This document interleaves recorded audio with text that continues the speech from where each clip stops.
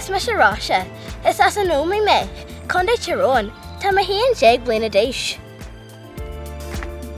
Is glaci me.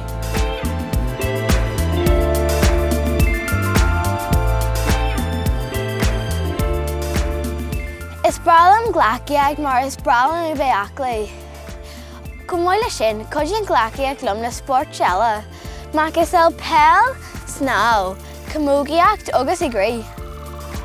Dúlam méim an glaciacht ó Mawamu, nar bhí me trí bliana déis. Og nar theagas sé dú, cén dói an roch hasí a dhéanaí, agus tá sí 8 bliana déis. Deanna man coide smóda an glaciacht, sa bhaile, sa scó. Og le fyrne, ahanatje na bhó me.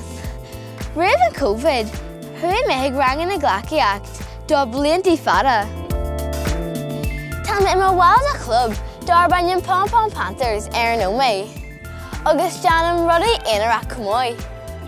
Caiham an tam ar fad ar an glaciacht, ahanatje na bhó me, ó bháidin go hithe. Bí me deanna cool lá leim, ahanatje na bhó me. Is bralam a bheith glaciacht, fecim tralú ahanat. Tá me abbalta go leor skill na glaciacht dhéanú, mac is saoil roch hasú, lá leim, cool lá leim, agus skillte na gus. Suáilge tá, trampolin agam, mata air, mata, agus barú glaciachta. Rih Covid, glach me páirt a go leor go mórtas glaciachta. I méo, I mhaile clia, agus I mé fariste.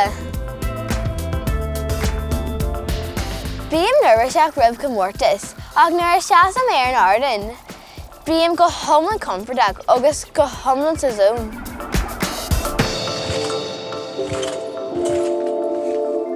Nuair tá me níos sinne, bhailim seagas de fáistí, nó daoine fásta, cén dóigh an glaciacht dhéanú, an dóigh chéarna a cheagas daoine é thugam.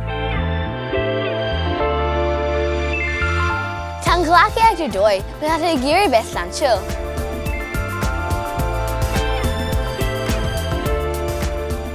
Tá dúil mhuir wacht agam sa glaciacht, agus be dúil mhuir wacht agus sa glaciacht sin féin.